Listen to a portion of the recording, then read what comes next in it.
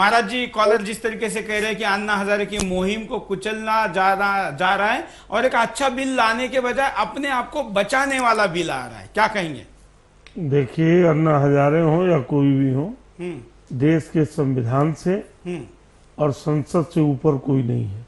मैं अन्ना हजारे जी का व्यक्तिगत रूप से एक स्वतंत्रता सेनानी होने के नाते उनका मुद्दा सही है, वयोवृद्ध है, उनका मैं आभारी हूँ, कृतज्ञ हूँ, धन्यवादी हूँ, लेकिन हट धर्मिता उचित नहीं है। ये तो हट योगी कैसे कह रहे हैं कि हट धर्मिता उन्होंने देखिए उन्होंने जब एक बात कह दी तो देश हित में और समाज हित में, लोक हित में जो भी अच्छा कार्य हो, चाहे पक्ष हो चाहे प्रतिपक्ष हो, सबको मिलकर के अपने मनसा कर्मणा वाचा शुद्ध भावना से राष्ट्र हित में, समाज हित में, लोक हित में निर्णय लेना चाहिए। महाराज जी, आपके नाम में ही हट योगी है।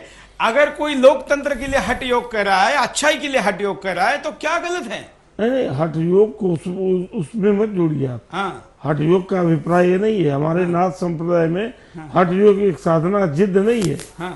मेरा अभिप्राय है कि जिद करना। तो आपको लग रहा है कि अन्ना हजारे साधना नहीं करे, जिद करे? जिद करें, बिल्कुल। उनका अगर निस्वार्थ भाव से कोई ये तो आप अन्ना हजारे के ऊपर आरोप लगा। देखिए, आरोप नहीं, देखिए सुरेश जी, मैं निवेदन करूं, अगर निस्वार्थ भाव से दिया गया कोई सुझाव है देश हित में चाहे आपके हित में, मैंने दिया, आपने मान लिया तो बड़ी अच्छी बात, और नहीं माना तो मुझे कष्ट नहीं होना चाहिए। अगर मुझे दुख हो रहा है और उसके विरोध में मैं बहुत कुछ करने के लिए तैयार हूं, तो निश्चित रूप से उस सुझाव में कोई न कोई मेरा स्वार्थ है। बिल्कुल। तो अन्ना हजारे का क्या स्वार्थ है? मुदगल जी, आपको क्या लगता है, क्या स्वार्थ है अन्ना हजारे का? देखिए, जब ये अन्ना हजारे की मूवमेंट शुरू हुई थी तो थोड़ी ऊंची आवाज में, उस समय मंत्रियों के जो बयान आए थे, आप उस पर जरा गौर कीजिए।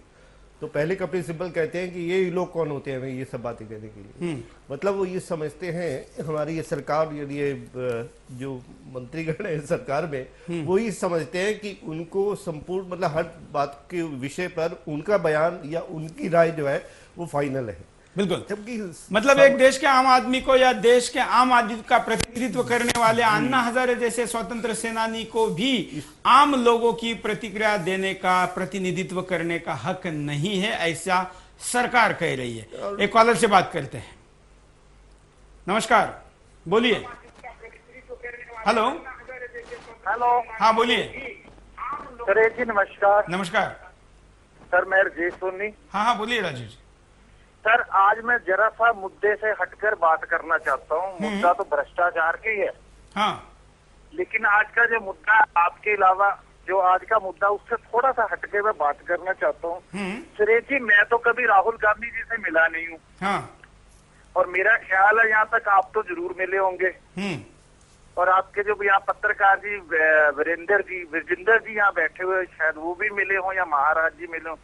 क्या राहुल गांधी की आंखों में या दिमाग में सर कोई फर्क है? आप ऐसा क्यों कह रहे हैं? सर, उनको मायावती का भ्रष्टाचार तो दिखाई देता है। हाँ। तो अपनी सरकार का दिल्ली का भ्रष्टाचार वो उनको क्यों दिखाई क्यों नहीं दे रहा? उनकी जो नजदीक की नजर जो है वो बहुत ज्यादा वीक है और दूर की नजर बहुत अच्छी है, क्योंकि उनको चलिए, धन्यवाद राजू जी। हम इस मुद्दे पर बिंदास बोल करने वाले हैं और उस विषय पर आप जरूर अपनी प्रतिक्रिया दीजिए। नमस्कार।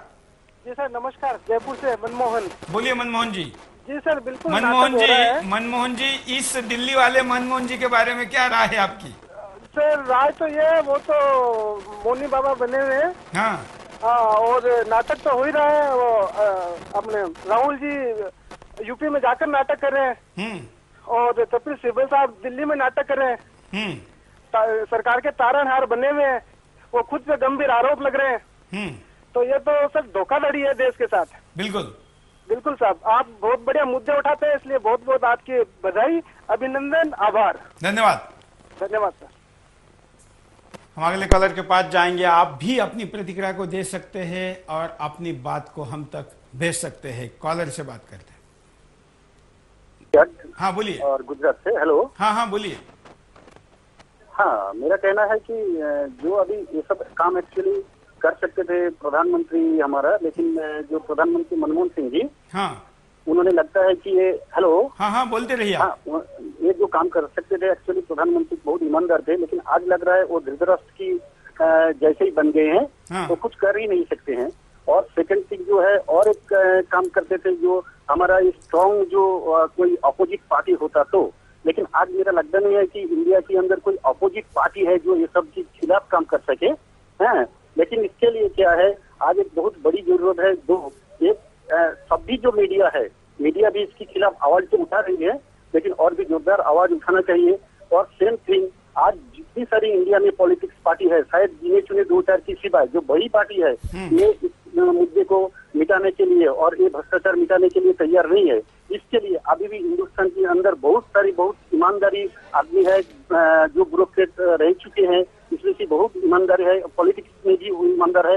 लेकिन मुझे लग रहा है एक नया एक पॉलिटिकल पार्टी फॉर्म करना चाहिए जिसमें ये सब सोच भी सकते हैं। इसके अलावा कोई रास्ता नहीं मुझे लग रहा है, क्योंकि ये जो बीजेपी बोलिए और कांग्रेस बोलिए, और ये जो कांग्रेस और बीजेपी को जो सब सपोर्ट करते थे या कर रहे हैं, ये सब भी इसको मिटाने के लिए तैयार नहीं है। बिल्कुल, धन्यवाद। धन्यवाद। गुजरात से लंबी लेकिन अच्छी प्रतिक्रिया दी है। आप भी इस तरीके की या अलग से जो प्रतिक्रिया देना चाहते हैं उसके लिए आपका स्वागत है। और एक कॉलर का स्वागत करते हैं।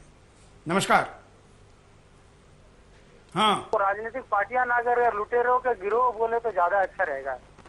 लुटेरों को गिरोह में होते देखिए, हैं, मैं आपके हाँ में हाँ नहीं मिला सकता, लेकिन ये भारत के लोकतंत्र की दुर्दशा है। और सरदार जानते कौन है, ये जो भी लुटेरा गिरोह होता है उसके सरदार भी होता है। और ये तो राजनीति, ये तो कभी लोकपाल बिल को मंजूर नहीं करेंगे, ये मेरा तय है, निश्चित है, ये नहीं करेंगे। और होगा जब होगा तब होगा। बिल्कुल, नौटंकी, नाटक, ये चलता रहेगा, ये सब होता रहेगा। बिल्कुल। इसलिए कोई ऐसा समय आएगा ताकि होगा, लेकिन ये लुटेरों को गिरोह जो है ना, ये कभी अच्छे काम नहीं करेंगे।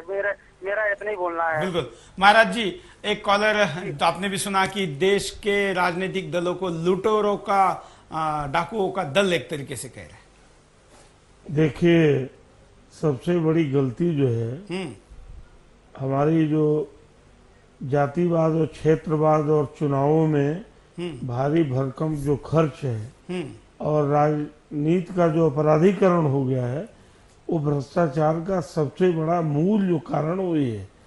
दर्द है पेट में, नहीं, लेकिन ये क्या ऑपरेशन हो रहा दिमाग का। लेकिन ये लुटेरों के दल है क्या? लुटेरों के नहीं, गिरोह है क्या? ऐसा नहीं है। मतदाताओं को जब समय मिलता है अपना नेता चुनने के लिए, जनप्रतिनिधि के लिए, तो क्यों नहीं साफ पाक बेदाग लोगों को चुन करके भेजते हैं। और भेजने के बाद इस तरह की बातें करना एक लोकतंत्र की खिल्ली उड़ाना है जी। देखिए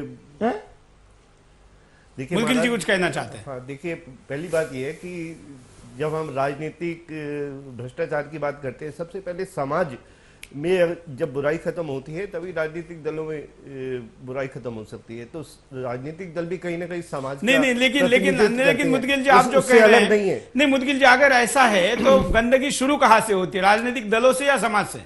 देखिए, समाज एक बड़ी चीज है, राजनीतिक उसका एक अंग है। हाँ, इसीलिए हम कहते, जब वो यहाँ मंत्री ये बोला करते थे कि ये सिविल सोसाइटी को क्या हक है, जबकि सोसाइटी कंट्रोल्स एवरीथिंग। वो राजनीतिक उसका एक अंग है, जैसे जुडिशरी एग्जीक्यूटिव उसका अंग है, मतलब मीडिया भी उसका अंग है। तो समाज तो एक बहुत बड़ी चीज है, समाज के अंग हैं ये, चाहे उसको राजनीति, कुछ लोग राजनीति में हैं, कुछ एग्जीक्यूटिव में हैं। तो जब हम ये बात करते हैं, देखिए, पूरे समाज का मतलब पूरे समाज का स्तर गिरा जब, तभी तो राजनीति का गिरा है।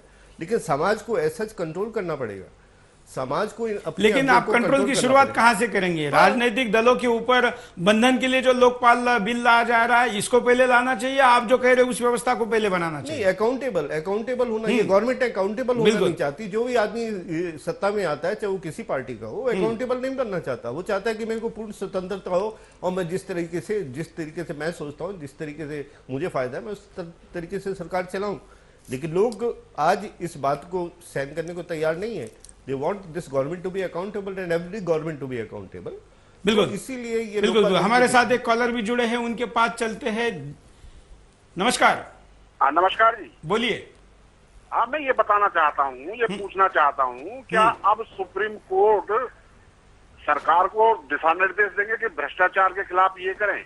क्या ईमानदार प्रधानमंत्री जी को ये पता नहीं है कि उनके नेता कितने जेल में बंद हैं? बिल्कुल। हाँ, नमस्कार जी।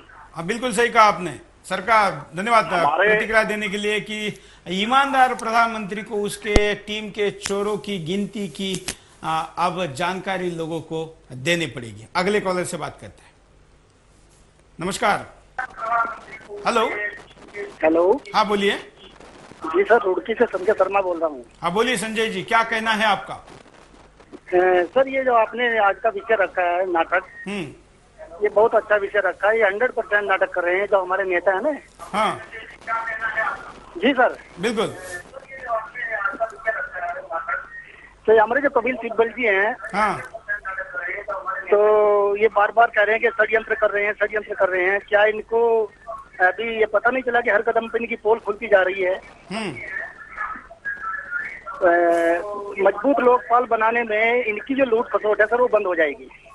बिल्कुल सही कहा आपने, धन्यवाद। दूसरे के हाथ में क्यों? बिल्कुल, धन्यवाद। हम यहाँ पर दिखाते हैं आपको प्रतिक्रिया। अब विपक्ष की नेता सुषमा स्वराज इस विषय पर क्या कहती है। सर्वदलीय बैठक में हमने बहुत स्पष्टता से ये कहा कि भारतीय जनता पार्टी एक प्रभावी और सशक्त लोकपाल के पक्षधर है। हमें एक ऐसा लोकपाल चाहिए जो पारदर्शी तरीके से चुना जाए और निष्पक्षता से काम करे। हमने सरकार से ये भी मांग की कि इसी मॉनसून सेशन में सरकार बिल लेकर आए और उसको स्टैंडिंग कमेटी में भेजे, ताकि विभिन्न राजनीतिक दल, विभिन्न राज्य सरकारें और देश के विभिन्न जन संगठन उस पर अपनी प्रतिक्रिया दे सकें और एक विस्तृत चर्चा के बाद स्टैंडिंग कमेटी के सुझावों को मानते हुए वो बिल विंटर सेशन में पास किया जा सकता है। विंटर सेशन की बात कर रही है सुषमा जी यहाँ पर, लेकिन अब तो नए सिरे से जन्म देना पड़ेगा बिल को, ऐसा लग रहा है।